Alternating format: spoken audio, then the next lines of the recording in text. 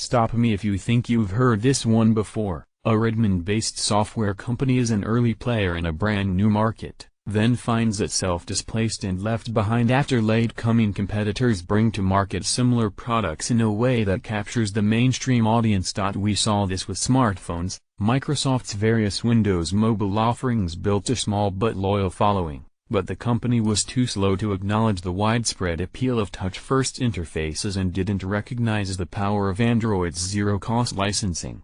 Microsoft eventually built a good product and was even carving out double-digit market share in Europe, but it subsequently floundered, and the company has now all but disappeared from the market. The surprise reveal of Microsoft's HoloLens back in 2015 caught the world off guard. The product hadn't leaked, and it offered something genuinely new, a self-contained headset that mixed 3D computer graphics with the real world, offering the kind of augmented reality experience that had hitherto been the sole preserve of science fiction. Unlike virtual reality headsets, which completely occlude your view, HoloLens lets you see the whole world in all its glory, obscuring only those parts that were hidden behind virtual objects. It borrowed from work done with Kinect, containing complex systems for mapping and tracking the room and objects around you. The setup enabled full, untethered operation without needing any base stations or object markers. As a melding of the virtual and the real, the HoloLens was thoroughly convincing. But is Microsoft going to be able to turn this leadership in innovation into leadership in market share?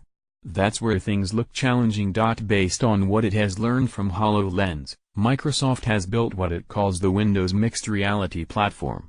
Mixed reality is important here. Microsoft's platform spans a wide range of devices, from vision-occluding virtual reality headsets, to augmented overlay devices like HoloLens, to through-the-camera systems on tablets. Redmond's platform includes the basic building blocks needed for building both augmented and virtual reality applications, motion and object tracking, 3D motion input, and, of course, 3D graphics. With the news yesterday that Steam VR titles would also run on Microsoft's mixed reality platform, the company looks, in some regards, to be well positioned for this new mixed reality world. There is, however, a big gap in Microsoft's product lineup and a big question mark over its potential marketplace uptake. First, the question mark: does the world want headsets? Microsoft's platform is driving the cost of those headsets down. They should start at about $300, compared to $500, $600 for first-generation, PC-based headsets.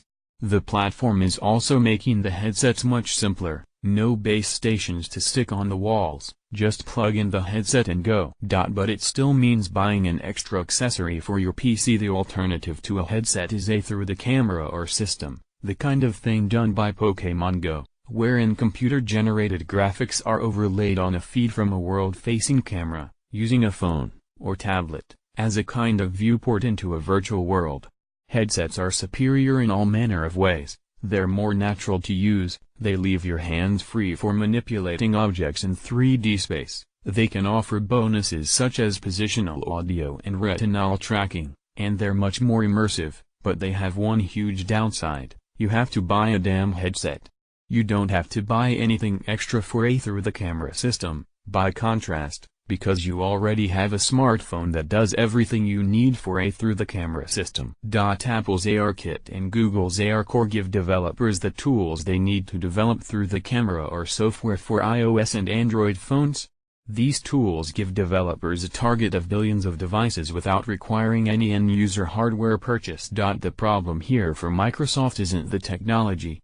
The fundamental trick for smartphone are, using camera input to correct the accumulated errors that come from double integration of accelerometer data and hence offer 6 degrees of freedom. Motion tracking without the need for fixed external references, is the same one that Microsoft is using for its cheap VR headsets.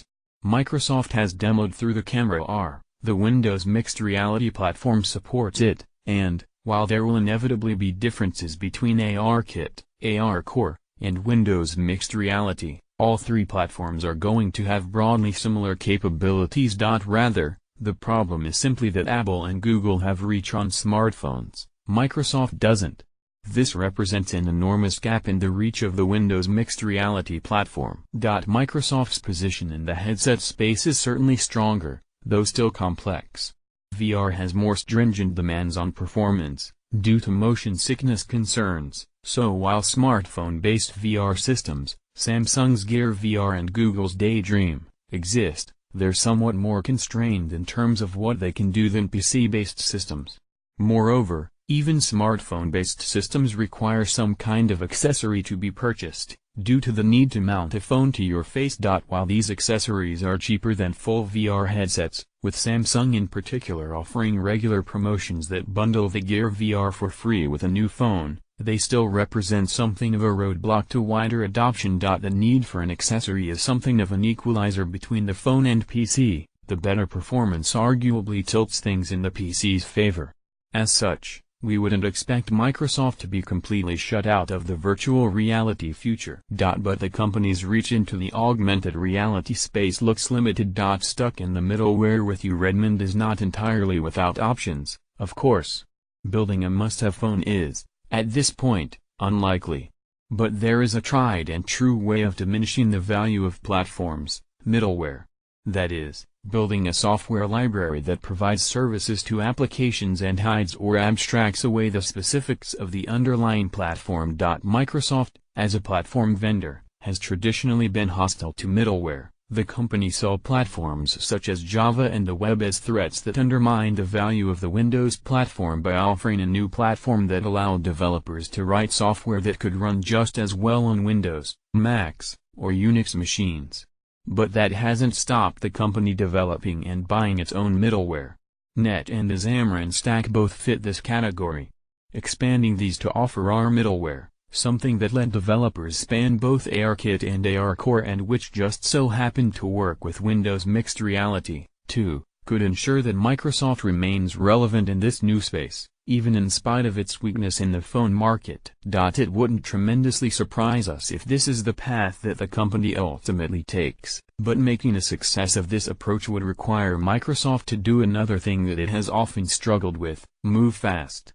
It's inevitable that this augmented reality middleware will be built, as developers are sure to want to avoid rebuilding their software for ARKit and ARCore. We know that big players already have plans in this space, too, with Facebook promising to build some kind of AR middleware. It's not inevitable, therefore, that Microsoft's middleware will be the middleware of choice. The company needs to bring something to market fast, and it needs to make sure that it delivers something good. If Microsoft doesn't, well, it's all too easy to see history repeating itself, with those initial HoloLens forays failing to provide any lasting market penetration.